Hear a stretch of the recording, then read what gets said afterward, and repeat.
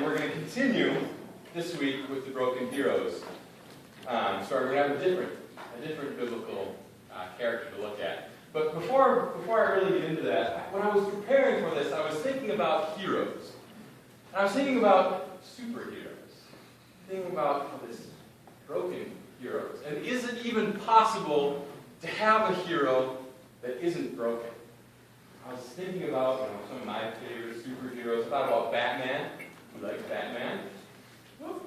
Very good. Okay, not as many as I expected, but so Batman. I mean, his parents died.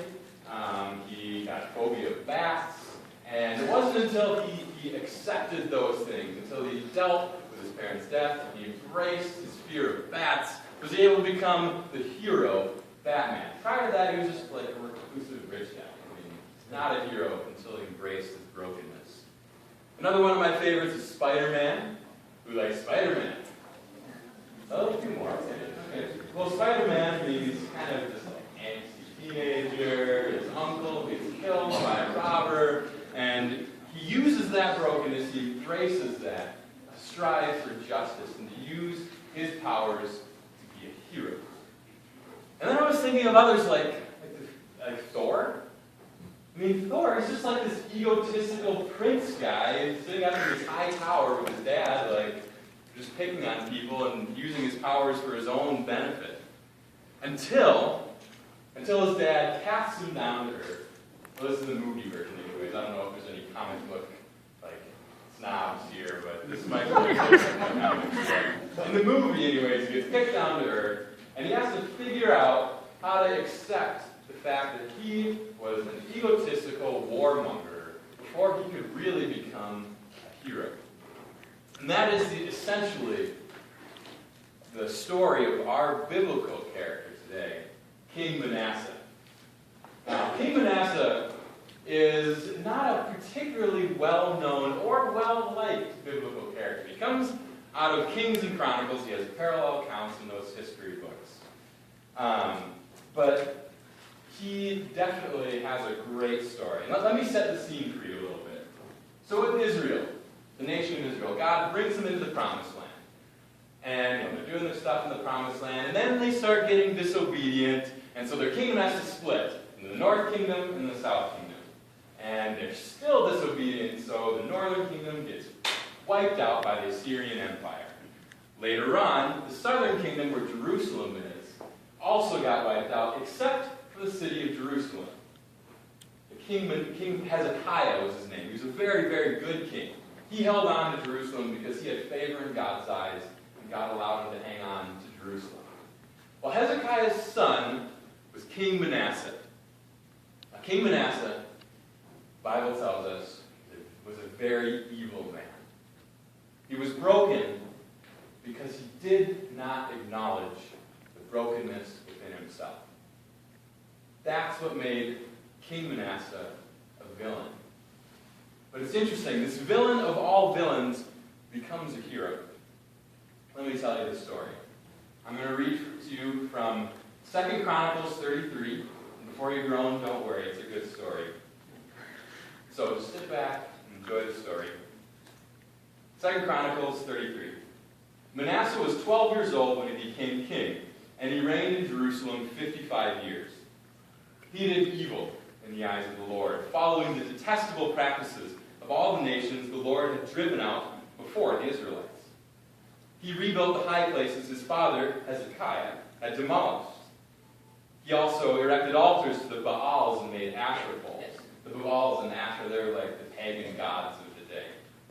He bowed down to all the starry hosts and worshipped them. He built altars in the temple of the Lord, of which the Lord had said, "My name will remain in Jerusalem forever." In both courts of the temple of the Lord, he built altars to the starry hosts. He sacrificed his sons in the fire of the valley of Ben-Hinnom, practiced sorcery, divination, and witchcraft, and consulted mediums and spiritists. He did much evil in the eyes of the Lord, provoking him to anger. And the Bible continues with a whole other paragraph of evil deeds. And in Kings, the account in Kings tells of how he murdered righteous people by the droves. end to end with blood. The Lord spoke to Manasseh and his people, but they paid no attention. So the Lord brought against them the army of the commanders of the king of Assyria, who took Manasseh prisoner, put a hook in his nose, bound him with bronze shackles, and took him to Babylon. In his distress, he sought the favor of the Lord, his God, and humbled himself greatly before the God of his fathers. And when he prayed to him, the Lord was moved by his entreaty and listened to his plea. So he brought him back to Jerusalem and to his kingdom. Then Manasseh knew that the Lord is God. Afterward, he rebuilt the outer wall of the city of David, which is Jerusalem, west of the Gihon spring in the valley, as far as the entrance to the fish gate, and encircling the hill of Ophel. He also made it much higher. He stationed military commanders in the fortified cities of Judah. He got rid of the foreign gods and removed the image from the temple of the Lord, as well as all the altars he had built on the temple hill and in Jerusalem. And he threw them out of the city. Then he restored the altar of the Lord and sacrificed fellowship offerings and thank offerings on it, and told Judah to serve the Lord, the God of Israel. So that's the story of Manasseh. To give you a little kind of a synopsis so you can kind of grasp all the parts of this story. Manasseh, when he rose to being a king, he was evil. He worshipped idols. He worshipped nature. He was a murderer. He sacrificed his own son. He put pagan images in the temple of the Lord. Destroyed families. But then the Assyrians came and broke into Jerusalem, drugged Manasseh off to prison. And then that's where he had a choice. And that's where he changed. Who knew in this little chapter of 2 Chronicles there's such an amazing story of transformation? By the way, whoever said that the God in the Old Testament was only a God of wrath definitely didn't read 2 Chronicles 33. So just FYI. But beside the point.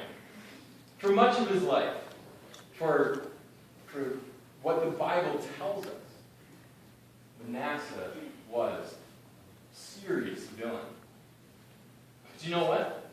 Regardless of how bad Manasseh's sin was, the thing that really unlocked that villainous inside of him was his refusal to acknowledge that he was broken inside. He ignored his brokenness. He began simply by worshiping where he wasn't supposed to. It was a progression. He rebuilt the high places, it says. The high places were places around outside of the temple, usually associated with pagan gods. But he started there. Nothing too egregious. But he knew that God did not want them. He continued, and he ignored that brokenness in his life. It grew, and it swelled until he was putting images in the altar of God, until he was murdering the righteous people of God. A Jewish tradition actually credits Manasseh with the death of the prophet Isaiah, the one who wrote the big book in the middle of the Bible, and brutally murdered many, many righteous men of God in Jerusalem. He was a serious villain. Every step of the way, he ignored his brokenness and that allowed it to grow and grow and become what it was. Now, these are incredibly heinous crimes. I would be very surprised if you knew anyone personally who was a mass murderer. But how many of you know someone who ignores their brokenness? I know I do. I have a friend who struggles with weed. He smokes marijuana, and he doesn't give it up. He got into it, and it happens time and time again where he'll get into the practice of it. He'll be in that culture, and it will bring him to ruin. He'll lose his job or be on the verge of something terrible. He'll come running back, but he doesn't really accept it. He still ignores the core of it and keeps on happening. It's It's just like a car when it's making a funny noise. It starts small, maybe it's a little screech, maybe it's a little clank. The more you ignore it, the louder it grows and louder it grows, until eventually the car doesn't start, you've got a big problem on your hands. Do you know people like this? Maybe it's someone hiding the pain of a past experience and letting it drag them down. Maybe it's someone letting themselves be slowly dragged into the party life of alcohol and drugs. Maybe it's someone letting an addiction consume their life. Maybe it's someone spinning more and more lies to continue the fantasy they are not broken. All of these and more unnamed darknesses that creep into the corners of our lives will grow and destroy and bring us to ruin, left unchecked. That's what brought Manasseh to ruin. He was in the height of his power. He was king of Jerusalem, which was a great, great city at the time. He had power. He had wealth. He was disobedient. He ignored his brokenness. God sent the Assyrians. And this is no simple fall from power. He got taken to an Assyrian prison, which is probably one of the worst places in the history of humanity. The Assyrian Empire is known for their utter brutality. I won't go into the details, but being in the prison in Assyria is like being in the pit of despair. Where is it? The picture? Yes. Princess Bride, anyone? Pit of despair? Yeah, think of that on steroids. This is the worst place you could possibly imagine yourself. King of a powerful city, pit of despair. That's a fall. Manasseh was brought to ruin. But you know what? That is when Manasseh made a different choice. That is when this villain of all villains chose to acknowledge, accept, and embrace his brokenness. That's when Manasseh faced down his brokenness. You know, Manasseh didn't have to wait till he was in the pit of despair to do that. At any time in his life, he could have turned and faced it and acknowledged it. Indeed, every human being gets to choose when to face brokenness. We can face it before our ruin and spare ourselves. We can face it after ruin or after many, many ruins like my friend with the drug problem, who still has yet to truly face it. Or we can never face it. Why didn't Manasseh acknowledge his brokenness before his ruin? Fear. Why is there so much fear in facing brokenness? It's the fear of missing out, of losing something that we think is so great. It's the fear of what others will think or say. It's the fear of repercussions. Maybe it means losing a job, losing your status, or standing alone, which is another fear. Fear of being on your own. Choose to face that brokenness and to stand alone in a crowd. The fear of filling the gap. When we face that fear, it leaves a gap. You got to fill it with something. And that creates a sense of fear of the unknown. Manasseh faced all of these fears, but God was with him even in the pit of despair. Manasseh could face it, and he did. At some point, the fear must be conquered, the brokenness faced. Sometimes it has to wait until we're in the pit of despair, but we don't have to wait. It's over. It's hard, but the reward is transformation. Transformation through brokenness. When Manasseh bowed his head and fell to his knees and called out to God in the depths of the Assyrian prison, acknowledged his brokenness. That is when a villain transformed into a hero. And that's what God can do That's what God does. God offers a door to villains to enter into heroism. The Holy Spirit can reach down within a person, even a mass murderer like Manasseh, and fundamentally transform them. And God loves to use broken people only. They render their pride to pieces and confess and embrace brokenness within. In the end, Manasseh wasn't just using God as a cosmic machine of grace. Manasseh changed fundamentally. Manasseh went back to Jerusalem after he was let out of prison because he appealed to God. He went to Jerusalem and he took down everything that he had built up. His entire past life. He tore it down. He tore down the idols. He threw them out. He burned them. And then he told the people to worship God alone. He gave himself to God alone. Manasseh became a hero. He had to face his brokenness first. Let me finish with a couple of stories for you. One is about a man named Walt. Walt was my grandfather. But I never knew my grandfather. He died before I was born.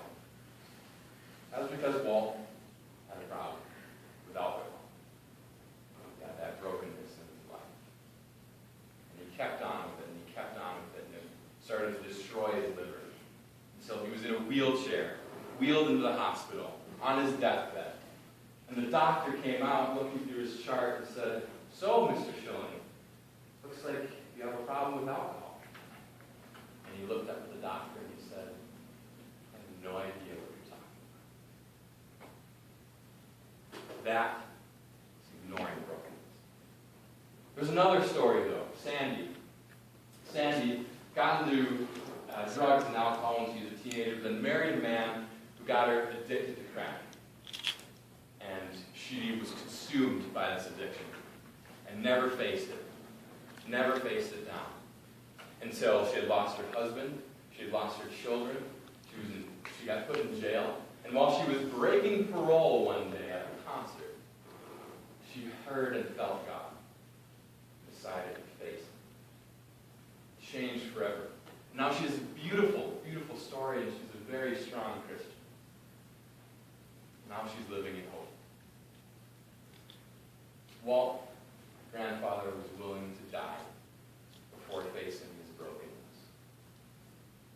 Sandy was willing to lose her children, go to jail, break her parole, before facing the brokenness.